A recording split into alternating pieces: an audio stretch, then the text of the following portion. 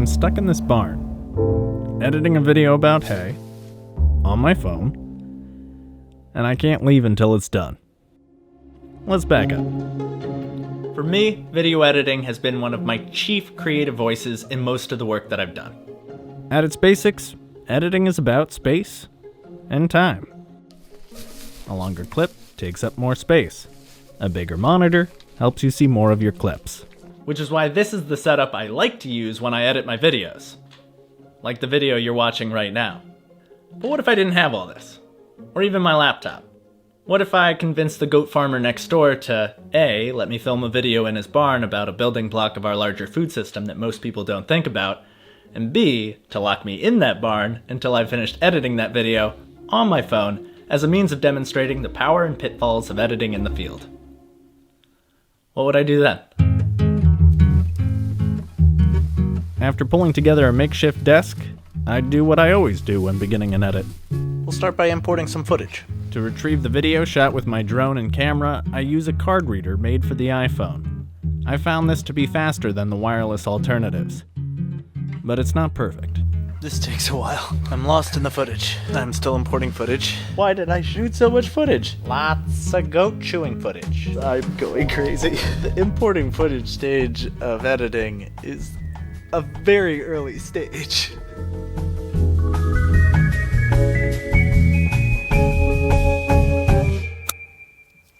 To move things along, I assemble a series of portable components, including a battery-powered monitor, foldable keyboard, and collapsible mouse, into what I call the field editor.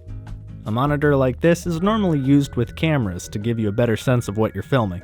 With an HDMI adapter, I can connect it to my phone. Then I launch a mobile editing app called LumaFusion. It's simple but powerful, and, among other things, it lets me move the window I use to preview my footage off of my phone and onto the external monitor, freeing up valuable screen space for what's called the timeline. And even though it's primarily a touch-based program, I'm able to use keyboard shortcuts while editing. My name is Christopher Hahn. Next, I sort through my footage. I set the beginning and end of clips that I might need, and then drop them onto my timeline. It's going to be a mixture of grasses, legumes. When I've identified the quotes that help me tell the story, and the secondary shots that help me illustrate it, I begin scripting my narration. Then I set up my microphone, and attempt to read my own handwriting.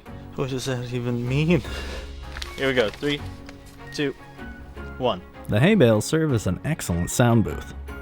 This is hay.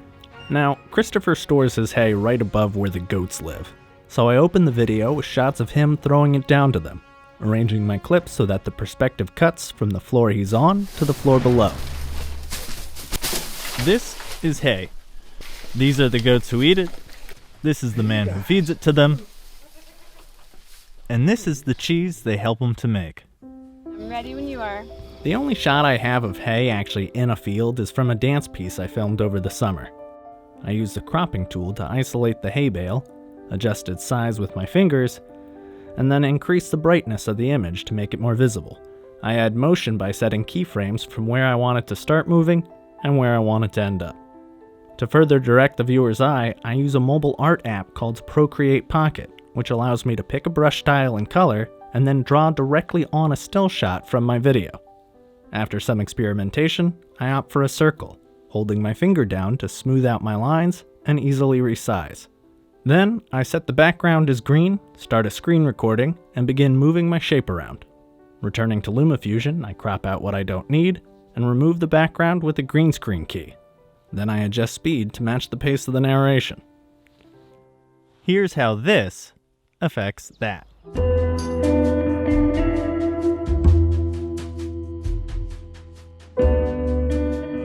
The night progresses.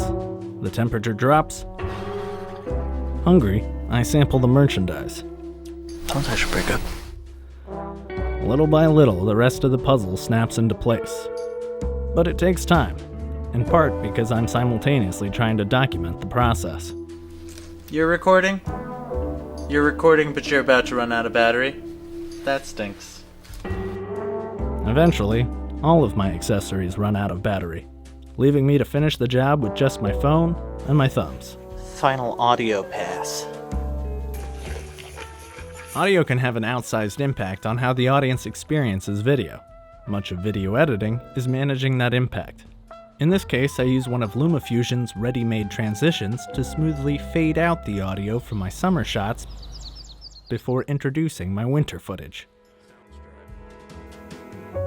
I'm gonna hit export, because I'm done. Morning has come. I've decided to call it quits. My gear is covered in hay. As for the piece, I'm proud of it, and I'll play it as is at the end of this episode. I've hit this on a phone. But it's far from perfect. Much like my method for getting it done. And yet, for journalists who are curious about video editing, I would still recommend mobile editing as a good entry point. It costs less, it's less complicated, and you can do it from anywhere. I have a good example of a place I would not recommend ever doing it again. And forcing myself to edit my footage on the spot meant it wasn't sitting for months haunting me on a hard drive. So I'm excited about field editing as a storyteller. Because for me at least, it can mean telling the story at all. Even if I have to spend a night in a barn to do so. Now if you'll excuse me, I'm gonna go clean the hay out of my fanny pack.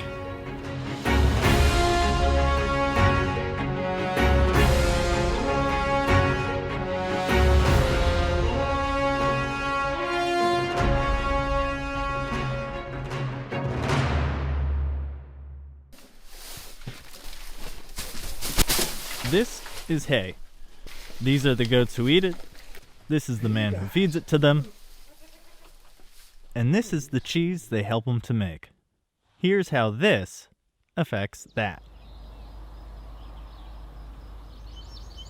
In the summer, it's easy to picture what it means for ruminant animals like cows or goats to be grass-fed.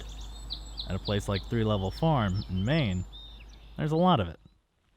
In the winter, that grass is hay. For ruminants, it's the major food source. So there's a broadleaf. Good hay requires good ingredients. For my animals, it's going to be a mixture of grasses, legumes, wildflowers, some broadleaf shrubs. Figure that all those plants are accessing different aspects of what's in the soil nutrient-wise. Their roots are at different levels, they go down deeper or shallower, and all that in microdose gets into the plant, gets up to the leaves, gets consumed by the animal, and eventually by us. Hey you! What are you talking about?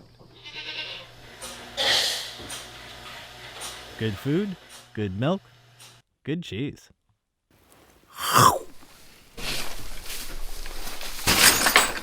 And when it's time for the goats to eat, a manger helps keep at least some of the food off the ground. Their table manners aren't very good. Because for the goats, all hay is definitely not the same. They're looking for that perfect flavor. They have very sensitive taste buds, tongues, and noses, so they're sniffing and tasting, and they'll pull it out, and if they like it, they're going to keep eating it, and if not, they're just going to let it drop.